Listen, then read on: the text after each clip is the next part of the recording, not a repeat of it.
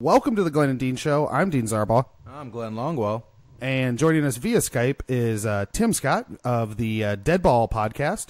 How are you doing tonight? Doing great. Thank you for joining us. So you host the Deadball Podcast. Tell the people what that entails. Well, it's a baseball history podcast, although we focus kind of on morbid topics, I guess. We look at players who died at a young age, and surprisingly, there's a lot of them. So we kind of do biographies, but we focus on players who had a lot of tragedy in their lives, and kind of focus on that. What made you decide to go that route with the baseball history? I host another podcast. It's a comedy podcast called History Dweebs, and I have my co-host Chuck, who does Deadball with me, and we have another co-host Brandy, and we focus on the darker side of history, like serial killers, murders, stuff like that. And I wanted to do a baseball history podcast. And so we kind of combined the ideas and created Deadball, where we focused. When I was a kid, I went to the first baseball game I ever attended. I'm a Reds fan. I grew up in near Cincinnati. And the pitcher who pitched at that game, a guy named Jim McLaughlin, he died right after that. So I'm great luck. But he pitched, and he died like at 32 from leukemia. So ever since then, I've been kind of interested in players that had short lives. I used to memorize the baseball encyclopedia, and would kind of notice players who had short lifespans. And then so I started kind of researching that, and we came up with a podcast. It's kind of morbid, but there's a lot of interesting stories. No, yeah, definitely. I've been listening now for a little while, and I'm all caught up. But it's, there's been times where like it'll inspire me for like your last episode about the two Indians bullpen pitchers, where they were in Tampa, and I live, I'm from Cleveland, as is Dean, but I lived in Tampa for a while, and for no reason at all, I started Googling the pitchers that were on the Devil Rays when I was down there. And I came across, like Joe Kennedy, who was the one that everybody thought was going to be the next like ace, and he died very young of a heart thing in a hotel room. And it's just like, it's like a never-ending door where like one thing makes you go, oh, I wonder what's going on here, and then you keep finding these little tidbits and people that might have been great had they had more time. And then like your guys' episode on Grover Cleveland Alexander, he ultimately he had a relatively long life considering, but it was filled with nothing but tragedy on him. Yeah. And that's we cover a lot of the older players, but I'm just old. I started following baseball in the early 70s, so I get emails from listeners, and they say, can you do something more recent? So then we did the Steve Olin and Tim Cruz episode. And I thought, well, that's something that's relatively recent. And then I realized that was 25 years ago. So I'll have to go back and try to get something, some more, something in the recent past to cover something. But I enjoy the older players, and we cover a lot of players in the Deadball era, but really a lot of players from the 70s and 80s. That's kind of when, I started following the game. Yeah. No, I would say you guys have a pretty good. I mean, your first episode was, basically the reason that it's called. Well, one of the reasons it was called the Deadball era.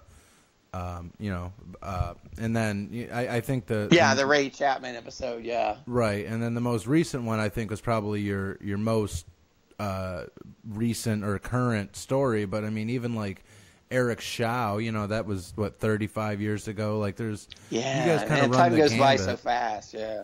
Well, and we tried to do a mix, and these are just like I said.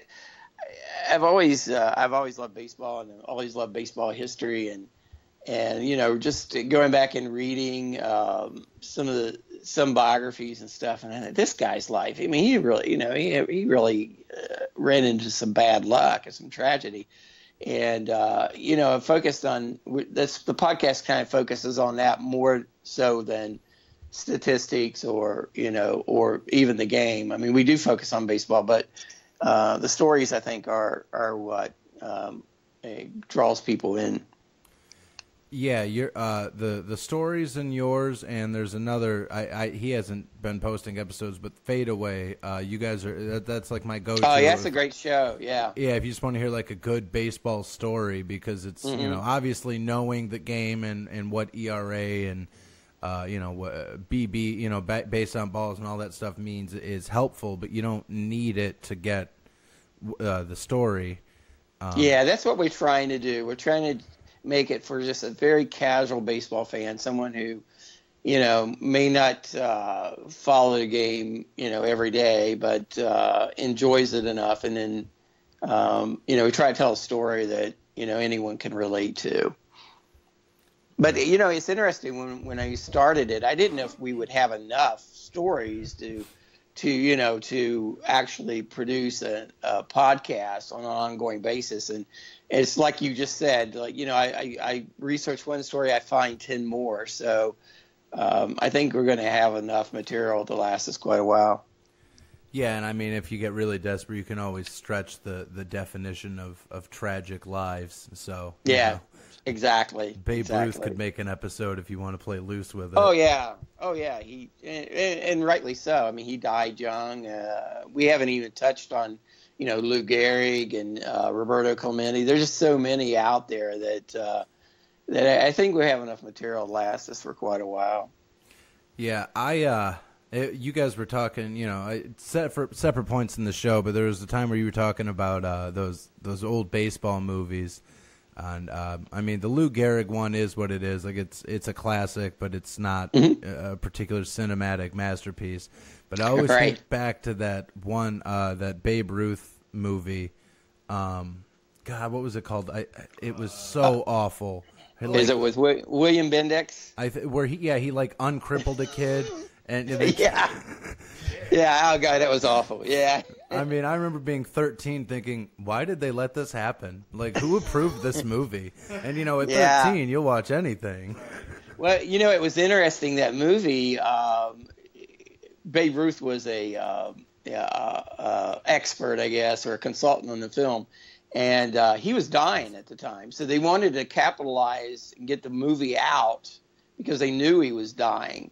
And they actually did. He got released from the hospital, I guess, on day pass or something to go see the movie. He loved it, but yeah, it's pretty corny if you look at it today. It's like emphatically, in the 32 World Series, the called shot, he emphatically points the right. Yeah, it's over the top, that's for sure. Yeah, my favorite quote about that moment was, he didn't call a shot. If he did, I would have thrown the next one at his ear. Like, yeah, exactly. Exactly. So do you have any episodes planned in the near future, or do you kind of just take it as it comes? Like, is Joe Jackson a guaranteed topic, or? Yeah, I'm sure we'll get to Joe Jackson at some point. I've just been on vacation, so I'm kind of regrouping. But I think we having coming up, we've got one on.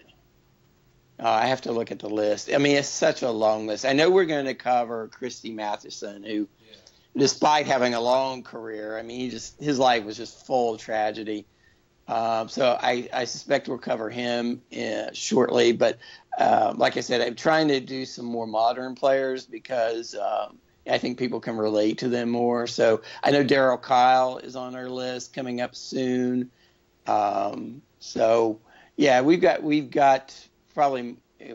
this. I've got a schedule in my office, but I think we're out to the rest of the year. So got some good ones coming up. There you go. I guess I'm kind of against the flow because I really like the old timey players because there's so many that you don't know or you've heard of but you forgot about, like for me, like George McQuillan and like, I know that Doc Gooden's more recent, but like I always thought that those two, even though, well, Doc Gooden had an alright career, but even though like those two were people that like would make good episodes, even though they lived decently long lives, it's just Sure. I like hearing about those guys that they grew up on a poor farm in the early 20th century or late 19th century, and then they come out to be a great player. Yeah, exactly. And we're going to do. We've got some who a couple episodes coming up on guys who served in World War I and World War II. Well, Christy Matheson is a perfect example. He served in World War I. He was never really the same after that. He got gassed, and he was never really the same after that. And then soon after he got back, he developed tuberculosis. And it's interesting. As I said, I had this encyclopedia when I was a kid, and I just memorized it from cover to cover. One of the things that just drew me to it was the date of birth, date of death. And I see some of these guys that just didn't live very long. Now, that's kind of misleading because I think I read a report that Major League Baseball players live on average 5 years longer than non-baseball players, which kind of makes sense since they're generally healthy and have access to the best health care and stuff like that. But I don't think that was true early on. And especially, it was a pretty rough game early on, and guys smoked and they drank and they didn't really live healthy lifestyles. And it's interesting, if you go back in and look at the reasons, causes of death for a lot of the ball players, early on, you'd be surprised how many of the deaths were related to syphilis. It was just something that was running rampant, I guess, with all the baseball annies and things, I guess, running around. But that, and do you know what the season cure that was for them to take so that they could keep playing?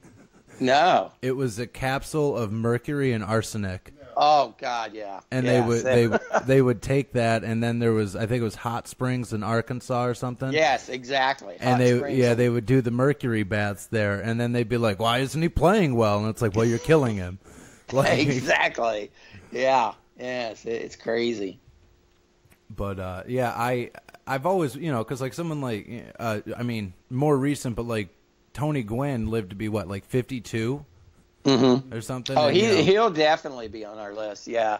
I mean, he lived to be 52, but that, really, that's young, at least according, when I'm 57, so 50, anything younger than me is young. So, well, yeah, I think we covered Norm Cash, and he was in his 50s when he died, but he died of an accident. So, we included him as well. I have you noticed over the course of doing it that like certain cities or teams pop up a lot more frequently than others? I thought that when going into it because, I always remember the California Angels curse because they had Lyman Bostock and Donnie Moore but I didn't realize how widespread it was. So Houston was another one, J.R. Richard and Don Wilson, but it's I guess I just kind of associated them together and think, it's odd that these teams are the ones that had to deal with it the most, but really it's pretty widespread when you look there. It goes through all the teams. Yeah. It's probably a sensibility thing too, because my first thing is Cleveland. It's like, we got to be the most cursed. Oh yeah, you guys are. I can think of like 5 right off the top of my head, but then the Marlins, they've been around for not even 20 years now, and they've had 2 or 3. So and not that makes it better, but it's just one of those things. Like, I guess. Yeah, you think I mean, I'm sure each team feels that way. We're cursed or whatever. But it's really widespread. It's I was looking at I did tally them up at one point as the gist of the stories that we have targeted, and I thought it was going to be. I really thought there would be some teams that would be really heavier than others, but it really was pretty wide. I mean, it was pretty much even. And then it's funny because you'll find, like I said, I'll research on one player, and then I'll learn about 10 more. I mean, it's just odd how many there are out there. Most players are not. I mean, everyone knows about Thurman Munson and Roberto Clemente and Lou Gehrig, but there's a lot of players that are not, that were not that level of, didn't perform at that level. We're not all-stars, but also, but had tragedy in their lives. And San Diego Padres is a perfect example. They had Alan Wiggins. We did an episode on him. I think Eric the whole Schau. 85 team. That was cursed. I think you're right. What's weird is I have a friend named Alan Wiggins, and so I grabbed his baseball card when I worked at a baseball card store, and I gave that to my Alan Wiggins. It's just funny that it just comes up in this interview. That was fun working at a baseball card store. You get a really, we specialized in like historic memorabilia and cards and stuff. So we got to see a lot of really cool random things that came through. And it was just, you get to see stuff with like Babe Ruth's autograph or Joe DiMaggio, and you're like, oh man. You just kind of feel a part of it, and it's just feeling connected to it. It's just cool to do, to listen to history stuff. Because that was my favorite part of working there, was just listening to the stories, like you were saying. Just the stories that came in with the card. It was an amazing thing. Well, who are some of the episodes that really stick out in your mind of the ones you've done so far? Well, as a Reds fan, of course I mentioned Jim McLaughlin because we did that episode early on, simply because I said he was the first. He pitched the first major league game I ever attended, so that kind of sits out. Another Reds player, Willard Hirschberger. He was the first player to commit suicide during the season. An active player to commit suicide during the season, and that was in 1940 when and they actually had to. He was their backup catcher for the 1940 World Championship team, and he became their starting catcher because Ernie Lombardi went down with an injury, and the pressure was, I guess, too much for him. He ends up splitting he takes a razor blade and cuts his throat while the Reds were on the road in Boston, I believe. And so they had to actually activate a coach to catch during the World Series, because it was like at the end of the season when he killed himself, and Lombardi was not available. So they activated a coach, and the Reds ended up winning the World Series. But yeah, that one stands out to me. But there's so many. I mean, there's just you mentioned Eric Schau. He just had so many, same thing, so many demons, so many chances. And, we always think of Eric Schau as the pitcher giving up the base. I mean, here in Cincinnati anyway, the pitcher giving up the record-breaking hit to Pete Rose. But it was so much to his story. There's so much to his story. And there's a lot, there's a lot I look forward to doing. Christy Matheson, as I mentioned, we got an episode coming up on Glenn Burke, who was the first player to come out as being gay, ends up developed AIDS and ended up dying penniless, basically. And that was in late 70s, early 80s. He invented the high five, interesting enough. Him and Dusty Baker. So, yeah, so that should be a good episode. But there's so many that whatever episode I'm working on at the time is the one that I like the most until it's over with. How much prep time goes into doing all this? There's a lot of research that goes involved into this. How often does it take between episodes to kind of get an episode going? It takes for our podcast lasts between 40 minutes and an hour.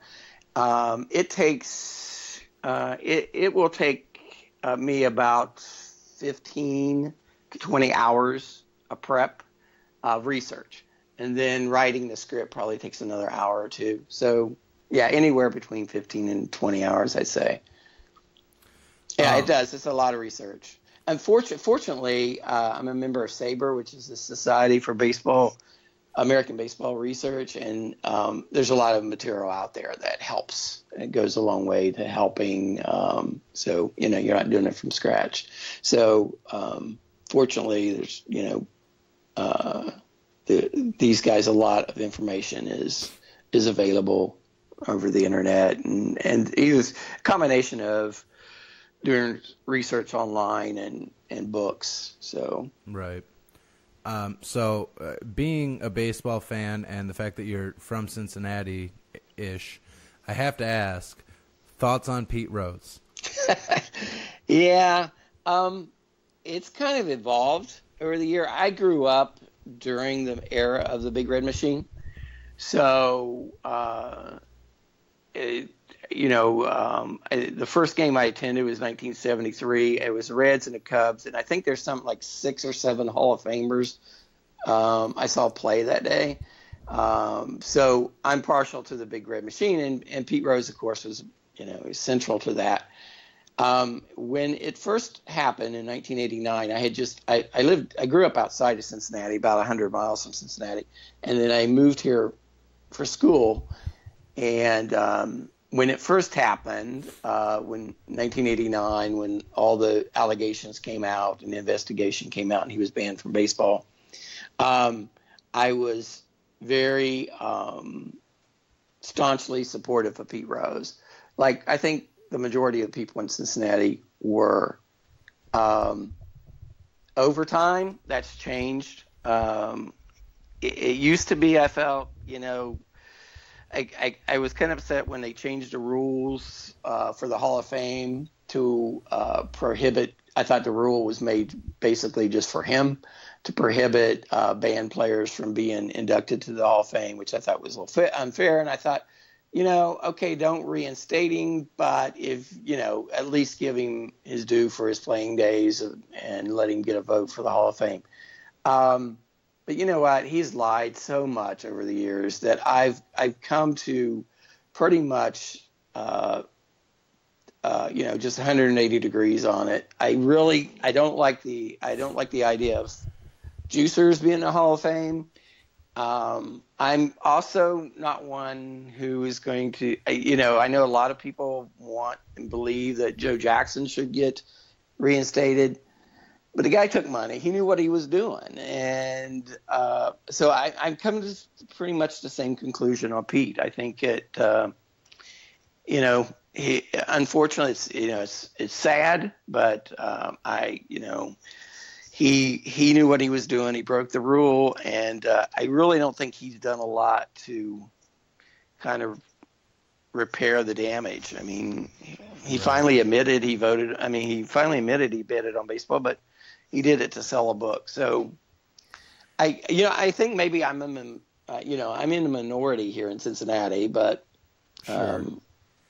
I see. My only thing, I'm definitely with you on people that did steroids, except for it allows people like Jeff Bagwell to get in the Hall of Fame, and screw Jeff Bagwell. He is just a joke of a player.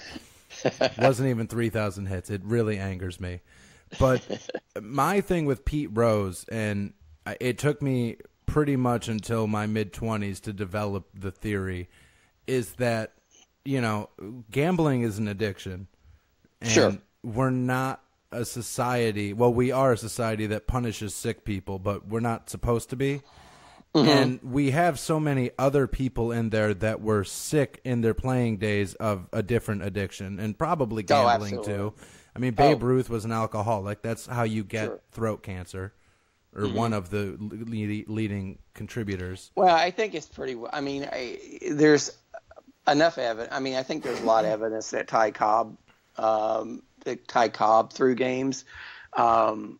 There's a lot of players who were accused, and they had pretty good evidence that they threw games before and after the Black Sox scandal. Yeah, I mean, it was rampant back then because nobody made any money. And I mean, I guess my thinking is if you can prove that he did throw a game, Pete Rose, that is, then okay, fine. But until then, the burden of proof rests on the baseball and the writers. Yeah, and I think it'll always be, there'll always be a controversy around it, and But I think at the time, especially like in the after the 1919 World Series, and look, Judge Mountain Landis was not the nicest person in the world. I think he was a racist, and he had a lot of other issues. But something I think at that point had to be done, because, like you said, gambling was rampant, and and it was, and there was, the players had complaints. They wasn't getting paid a lot. The reserve clause kept them basically slaves. If they want to play baseball, they had to play for one organization. But at the same time, if that was able, if they was able to sweep that under the rug, there's a chance that baseball ends up like, professional wrestling or something. And I think he did what he had to do at the time. It was, like I said, he had a lot of flaws. He was not the perfect human being, but I think he did what he basically had to do to keep baseball from becoming a complete joke. Right. Yeah, I mean, there's definitely that, because over the course of baseball, you've had so many scandals. I mean, the day Pete Rose had the hit record, it came out that, there was rampant amphetamine abuse and drug abuse. Oh, sure. And, sure. Like the definition of once one thing good happens, a bad thing happens. And then obviously Pete Rose's stuff, and then, the scandal of the other half of the 80s where the owners all got together and wouldn't touch a free agent. Sure, you had collusion.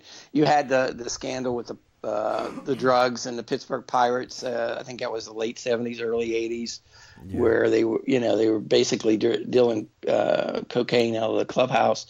Yeah, there's been a lot of scandals over the years, and I guess you have to make some point. Someone has to make the determination: is this something that is, that can do permanent damage to the game? And I think, steroids, I think it did. I mean, it turned me off to a game for a long time. Those records of Henry Aaron's and Roger Maris, it was a shame to see those broken. And everyone was involved. The players were involved. The field managers were involved. You can't tell me Tony La Russa and Dusty Baker didn't know what was going on. They were managing those guys, and Bud Selig knew what was going on. So I think baseball was complicit in that, the whole steroid thing. But there's also, that was one of the things that came up a lot of times at the baseball card store, was the whole argument about steroids and being in baseball and stuff. And we as a fan also have to take some culpability too. Sure. We kept buying tickets. We kept selling out. So yeah. we have to own it too. Yeah, I'd go to a baseball game every time. I go to a game every time the Cardinals were in town and watch batting practice. Oh, I remember we drove down to Cincinnati because Mark McGwire could have broken the home run record. Sure. That weekend, it was my dad's birthday or something, so we drove down. I remember we went for that, and I remember we kept watching, and if we hadn't kept buying tickets, who knows what would have happened? It might not have been as rampant, but who knows? Yeah, they set attendance records that year. So everyone, you're right. The fans were complicit in it as well. But looking back on it, it was a mistake, and it did do damage to the game, just like the strike did damage to the game, right? And just like the Black Sox scandal did damage to the game. And hopefully, you just hope that baseball's learned its lesson, and that the next time something like that comes up, they do the right thing. But the history tells us it probably won't happen. Well, I mean, like you guys said, the fan, to a degree, were culpable. But as a fan, especially like myself and Dean, we grew up in the 90s. My first game was 1995, Cleveland Indians versus Minnesota Twins. Albert Bell hit 3 home runs outside of Jacobs Field. Tribe had a great team during those years in the 90s. Yeah, if we could have just it was fun to watch. If we could have just found one pitcher, we would have been great. Yeah. You guys, they were fun to watch. They were fun to watch. But you look at that, and Albert Bell like habitually cheated. And obviously you have someone like Jim Thome who is in the Hall of Fame, thank God, because other than that, there's been no justice done to my '90s Indians. But you look at that Indians team, and I noticed that when we did the episode on Steve Olin and Tim Cruz. You guys they were like an all-star at every position. I mean, you had Thome, you had Manny Ramirez. Kenny Loffa, Omar Vizquel, Roberto Clemente, or not Roberto Alomar, Sandy, Travis Fryman, even. Just amazing players. I think on either the 95 or 97 team, Sandy Alomar was batting Manny Ramirez batted 7th on that team. And it was and that just to show you how stacked that lineup was, Manny Ramirez in some of his prime years was batting 7th and was still hitting over 300. Yeah. That was just nuts. And even Sandy Alomar at 9 had a for a catcher had a ridiculous. Yeah, he was in the upper 200, so yeah, they definitely should have won a title. That's for sure. They were, when as I said, when I went back and was doing research for that story, I thought, how did this team not win a World Series? Jose Mesa, who is also a terrible human being. If you ever get into that, but the point that I was making though is, for us. We grew up in that era, so looking at Sammy Sosa and Mark McGwire now, when I see footage, I'm like, my God, they look like they ate what a baseball player was supposed to be.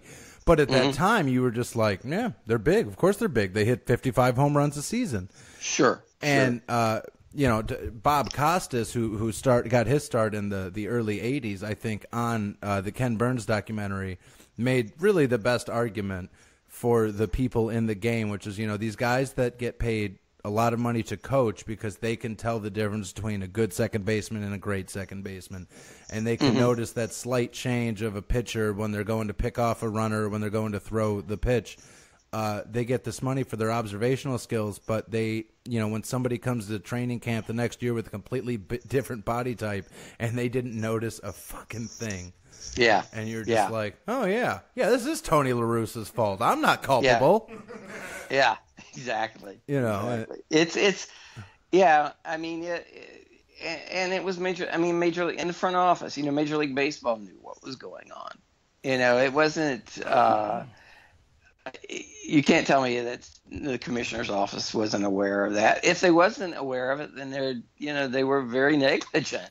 So, right. They were either culpable or they were very negligent, one or the other. But it was in some ways you think of the players. There was no rules, so technically they weren't breaking any rules. So it's right. Very complicated. But for a lot of fans, and I think for a lot of older fans, it kind of ruined the game. Because those records were sacred. Yeah, they're meaningless now for that whole 15 years.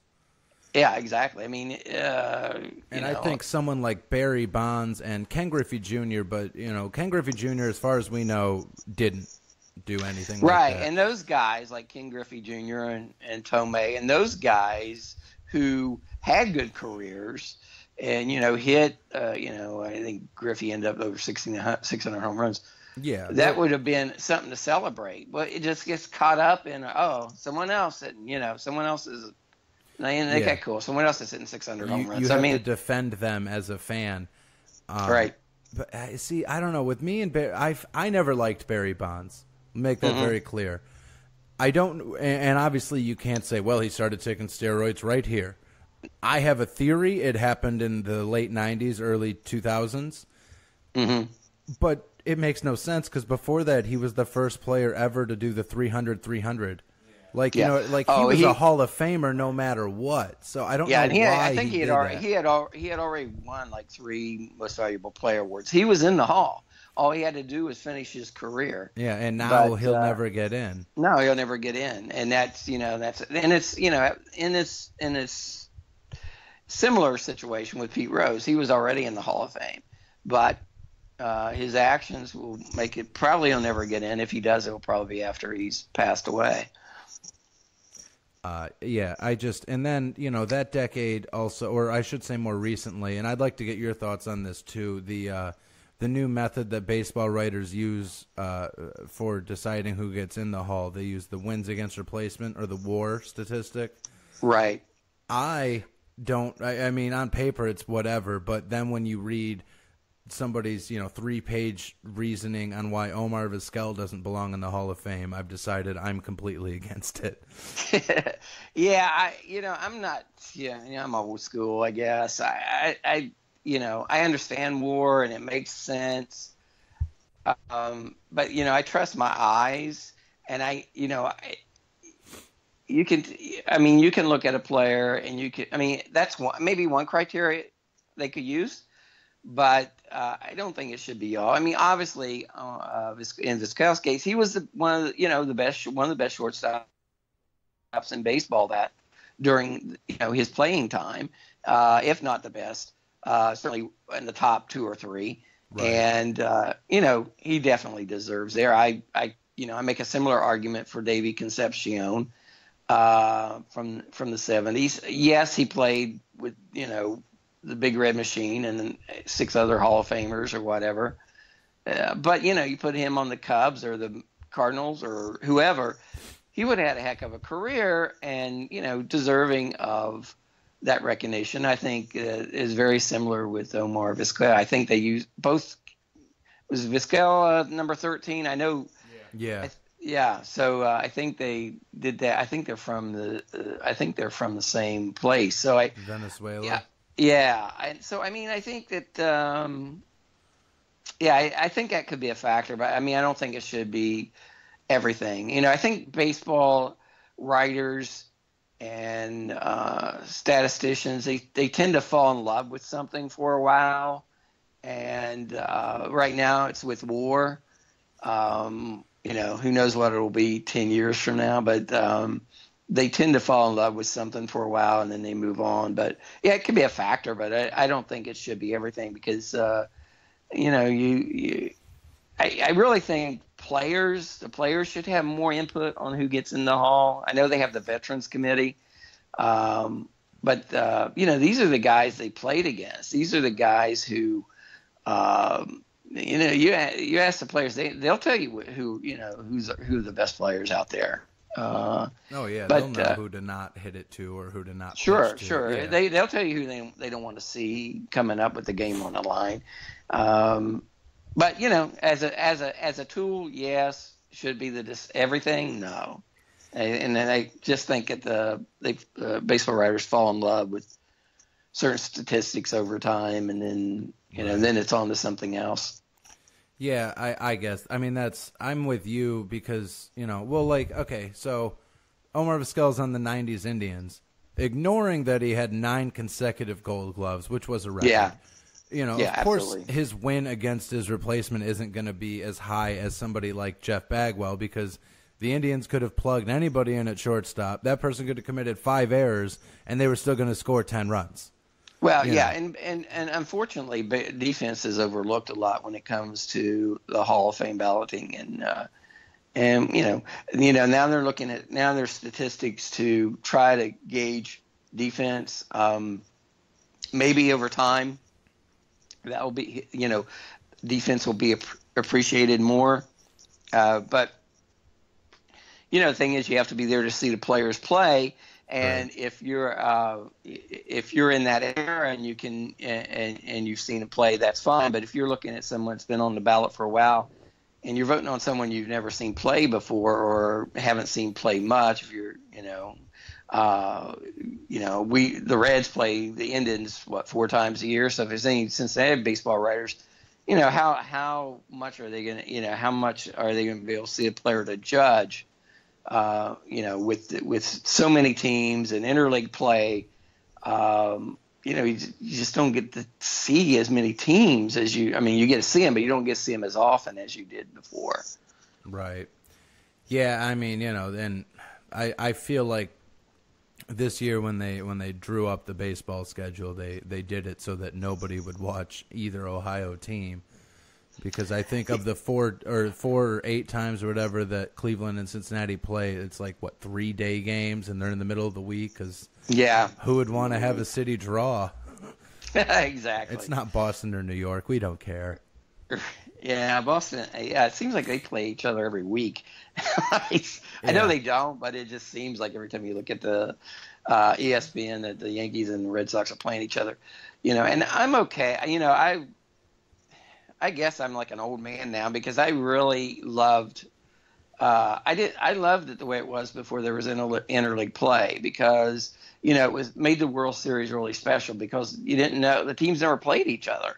So when it got to October, you had 2 teams facing each other. No one knew what the outcome was going to be, because they never played each other during the year. And now with interleague play, I think some of the attraction of that has wore off a bit, but I prefer, I preferred it when it was just the National League and the American League, and now it's so you can't even tell the difference half the time anymore. Yeah, I see that. I like it just because it allows, an interstate rivalry or a crosstown rivalry. Oh, yeah. The White Sox and the Cubs are not going to both make the World Series in our lifetime. But, probably not. People that want to see a South Side versus North Side game, they get that a couple times a year. And, I mean, Cincinnati and Cleveland has never been a great rivalry, because when the Reds were a great team, the Indians were the laughing stock of the league. And when the Indians were a great team, the Reds were pretty much that. We had a shot in 1995. You guys went to the World Series against Atlanta, and the Reds played the Braves in the National League Championship. So that was my hope for the All-Ohio World Series, 1995. Unfortunately, the Reds could not. Reggie Sanders could not hit a fastball, so that kind of put an end to that dream. Yeah, and I mean, the Braves were the first team to have just such a dominant pitching rotation. Now I feel like every team has at least 3 potential aces in the rotation, but the Braves back then, it's hard to find a weak spot of their top 5. Yeah, they with Schmaltz and Glavine and Maddox, they were pretty tough. But you need that. You almost have to have that now. The way with so many playoff games, with so many rounds during the playoffs, and you can have a pretty good team and a great offense and a solid rotation, but unless you got a really top end number 1 starter and a number 2 starter, you're not going to go very far in the playoffs, because with off days and things, you're sending a guy out there, potentially 2 or 3 times in a 7-game series. So, which you see a team like Houston goes out and gets Justin Verlander. That really that makes all the difference in the world, to having that top flight starter. Oh yeah, and I feel like now is one of the rarer times too, because like we talked earlier, in the 90s, the Indians, they didn't have a starting pitcher that was worth his salt, but they made 2 World Series. Now, you can't do that. You can't even have a weak bullpen and make it to the World Series, and you can't have a weak defense and make. You need to have top 5 in every aspect of the game if you even want to have a chance. Yeah, exactly. I think that goes back to so many rounds in the playoffs. So before, you're looking at, when I grew up, there was, when I was a young kid, there was, you won your league, and that was it. You get, the top 2 teams and top team in each league played in the World Series. Then it went to a playoff format, where the National League East plays the National League West to get a chance to go to the World Series. Now you have the divisional playoffs. You got potentially a wild card in the divisional playoffs, and then you have the league championship. And because of that, and because of each game being so important, you have to have a top flight starter, or you're not going to get past the first round, because you're going to face guys like Verlander and Clayton Kershaw. I mean, you're going to keep facing them 2 or 3 times in the series. So you're right. That is offense alone is just not going to do it. If you're going to go deep in the playoffs, you're going to have 1 or 2 top pitchers, starting pitchers in your rotation. And unfortunately for the Reds, they have none, so it's going to be a long time. Well, Well, everybody has a rebuilding process. Yeah. One of the games I play on my phone, it's a baseball game. You're allowed to. You get 3 questions about what's going to happen. It's basically tomorrow in baseball. And anytime the Reds, it's like, will the Reds win against insert team here? I always say no. Yeah, they're struggling this year. That's for sure. They've been in a rebuild for about 4 years. And there's no end in sight. And I know you guys know, that feeling, being with the Indians, but, you guys got a good team. So, it's really, I thought you was going to win it last year. You won like 20 games in a row or something. First time that's been done since 20. The New York Giants, I think, back in the 20s. So, exciting time to be a fan of the Indians. I wish people would buy tickets. That's the other thing. Real quick, jumping back, we were talking about it. Jacobs Field in the 90s up until 2000, I think, when Tomey signed to Philadelphia, had like 395 consecutive sellout games or something like that. Like they retired. Oh yeah, the I number. remember. I mean, you cannot get a ticket to go. Yeah, to see. And now try to play a home game. They're arguably the best talent team they've had, since then, if not even, since the 20s when they had like Nat Lajoie, and they're like getting a 30,000 person game is like, ooh, this is a big one, and they're putting out. The reason they lost to New York was because Corey Kluber was tattered up, and he went out 3 times or twice or whatever, and you're not going to get far with your ace injured, right? But, and they've got 4 pitchers, and if Salazar ever comes back, 5 pitchers that could be in the Cy Young running in a season or two, because Mike Clevenger has really come along this season, and Bauer's got what everybody likes to see because he's this redneck that plays if he gets struck by lightning pretty much. And, you can't get anybody even – I talk about it with my friends and like, oh, baseball doesn't start till July or August. And you're like, no. Like they just had a 14-inning game the other day. It was amazing. Like you're cheating yourself. Yeah, you're right. I think people started paying attention later in the year when as they get into the final stretch. But I think baseball. I think attendance. If you look at some of the games on TV, I mean, you can just. I mean, it looks like there's like. I saw Pittsburgh and Detroit not too long ago, and they looked like there was like 3,000 people in the stands. I mean, it's disappointing as a baseball fan. You wonder what the direction of the game is, and what they're doing to market it to younger fans, because guys like us are not going to be around forever, and they're going to have to get the interest and I know they're trying to do a lot to speed up the game. I'm not sure that's the problem totally. But no, because right now the up and coming sport aside from basketball is soccer, and soccer is like watching paint or paint dry or grass grow. So I don't think it's speed. I think it's something. But I think a lot of it is competitive balance, and when you have teams that are going to lose 100 games before you can name them. I mean, there's teams that we know going in at the end of last season, there's teams that this year were going to lose 100 games. And,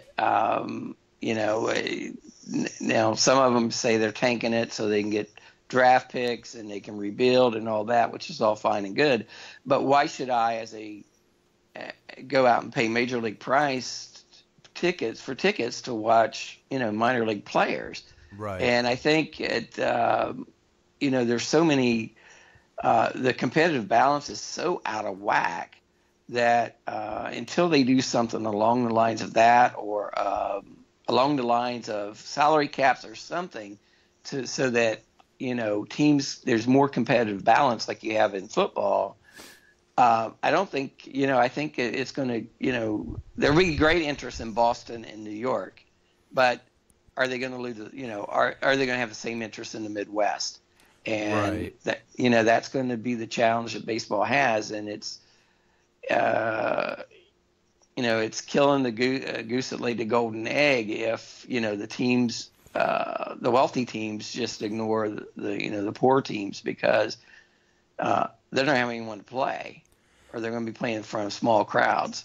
Yeah, I see. I feel like it's almost a case by case situation to a certain extent too. I definitely agree with everything you said, but then like here over the summer, Chief Wahoo, it's every year it's a big issue of controversy. Sure. Everybody hates that we're the Cleveland Indians. Obviously I can't refute any of the arguments about why it's bad.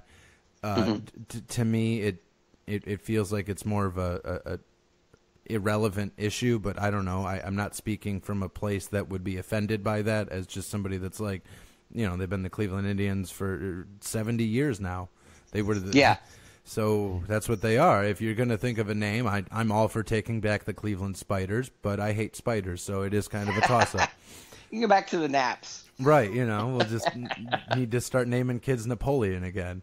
Exactly. But yeah, I understand it. It's every situation is unique, and sometimes it's stadium, sometimes it's parking or whatever. But I think that I really think competitive balance does play a big role in it. At least here in Cincinnati, I know it plays a big role in it, and I'm sure in other cities like Pittsburgh and Detroit and other city, Kansas City, where other teams are struggling, and you get one. If everything, we talk about rebuilding, but that's no guarantee. I mean, you could be rebuilding for 20 years, and you get a team that like we had here in Cincinnati in 2010 to about 2014, and it was pretty good. We had Johnny Cueto and Homer Bailey when he was effective, and Latos and guys like that. So we had a pretty good team, but you got a very short window to win, because those guys become free agents, and the Reds have never been a team that pursued free agents. I mean, they're still living with their head buried in the sand about free agency, and that's been around 50 years. So I mean, they made one big acquisition, and that didn't work out so well for him. Yeah, poor Ken that's Griffey true. Jr. I mean, they have, and at times they've invested, and sometimes they just made very bad investments. Homer Bailey is the current poster boy for that. But and that's the other thing. Teams with a very small payroll or in a small market, they can't. If the Yankees sign Homer Bailey and he bombs, they're not worried about it. Yeah. They can overcome it. Whereas the Reds invest that money in 20% of their payroll in Homer Bailey, and he has the highest earned run average of any pitcher in the major leagues right now. They can't overcome it, and so it's a situation where you're asking people to support a team and go out. And it's not cheap going to baseball games anymore. It used to be. I mean, you get a top 6 seat for like $4. And enjoy it, buy a Coke or a beer, and you haven't invested that much money. Now try taking a family of 4 to a baseball game, and you're spending some dough. Oh, yeah. So it's hard for people to come out to support a team when they're not. They know that there's no way that team is going to compete, and likely to lose 100 games in this season. It's hard to be motivated to go out and watch those games. Although I do it because I just love the game and I love the history of the game. But I'm not so sure there's a lot of people like me out there. I think it's, especially, the younger crowd. Like you said, soccer's big. Other sports are big. There's other things to do, other ways to spend your money. Yeah, and I mean, There's several. I was reading an article the other day about Tampa. You know, the year that they had a couple years with Joe Madden where they were a really contentious team. Their attendance never moved. And the big part of that is because Tropicana Field is in St. Petersburg as opposed to putting it in Tampa, which would basically be, you know, if they, like when the Cleveland Cavaliers were the Ohio Cavaliers because they played out in BFE, you know, it's a half hour out of town. Like nobody wants to make that trip unless there's a real reason to, and even then you're not going to get 50,000 people. Sure. We got to start wrapping up though, so real quick, who is your favorite player of all time, and then where can everybody find you at? Okay. Favorite player of our time, Eric Davis. He only because he was. We both got to Cincinnati about the same time, and I followed his career. And he's another one that probably could be a topic of our show. He had a lot of injuries, but in his prime, he probably could have been one of the best players. I mean, he could have been a Hall of Fame player. You can find me. You can find us on iTunes or Acast, the Acast Network. Just do a search for Deadball. We have a Facebook page, Deadball the Podcast, and we'd love for you to check us out. And we appreciate you guys allowing us to come on and talk about the show, and appreciate you listening. Oh, thank you for joining us, and it was a lot of fun talking. Thanks a lot, guys.